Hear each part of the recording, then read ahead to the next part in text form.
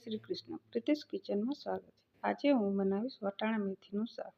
વટાણા મેથીનું શાક બનાવવા માટે મેં અહીંયા તેલ ગરમ કરવા મૂક્યું છે. આ તેલ મેં ગ્રેવી બનાવવા માટે મૂક્યું છે. તેની અંદર મેં અહીંયા 2 ડુંગળી સમારીને ઉમેરી છે, મરચાં, લસણ, મરી, લવિંગ, તજ અને તેને થોડીક આપણે સાતળી લઈશું. પછી મેં અહીંયા એલચી 2 અને તમાલપત્ર એવી રીતે ઉમેર્યા છે અને સાતળી લઈશું. પછી આપણે તેની અંદર ટમેટાં પણ મેં અહીંયા 2 સમારીને ઉમેર્યા છે. હવે આપણે તેની અંદર મસાલા ઉમેરીશું, મીઠું, હળદર અને થોડુંક લાલ મરચું, તે ગ્રેવીનો કલર સારો આવે તે માટે. હવે એકદમ બધું સતળાઈ ગયું છે, તો આપણે તેને મિક્સર ગ્રાઇન્ડરમાં પીસી લઈશું. આપણે એને મસાલાને સરસ રીતે સાતળવાના. મેં અહીંયા 5 થી 6 કાજુ ઉમેર્યા છે અને ગ્રેવી કરી લીધી છે. હવે આપણે તેલ ગરમ કરવા મૂકીશું અને રાઈ જીરું ઉમેરીશું, હિંગ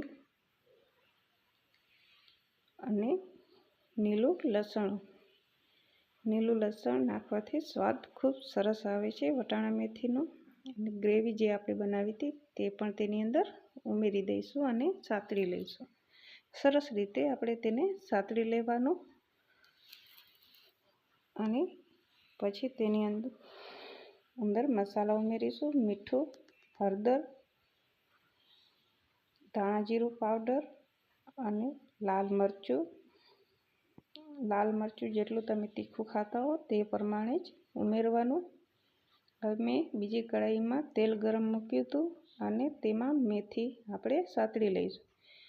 તમે જે પહેલાં ગ્રેવીનો વઘાર કર્યો તેની અંદર સાતળ્યો હતો સાતળી શકો છો. હું સાતળતા ભૂલી ગઈ હતી એટલે મેં અહીંયા બીજું તેલ મૂકીને સાતળ્યું છે. હવે આપણો મસાલો પણ એકદમ સતળાઈ ગયો છે.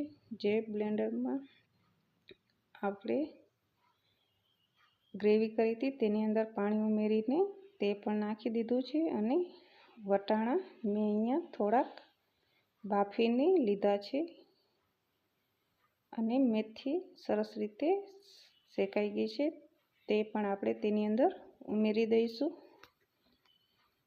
આ શાક ખાવાની ખૂબ જ મજા આવે છે અને સરસ પણ બને છે. આની અંદર તમે ઈચ્છો તો પનીરના ટુકડા પણ નાખી શકો છો, પણ મને ખાલી મેથી વટાણાનું જ બનાવવું હતું તે માટે મેં મેથી વટાણા જ બનાવ્યા છે. આપણું શાક એકદમ તૈયાર થઈ ગયું છે. જો તમને ગમ્યું હોય તો ચોક્કસથી લાઈક કરજો. તમે લાઈક કરતા ભૂલી જાઓ છો અને સબસ્ક્રાઈબ કરી આપજો.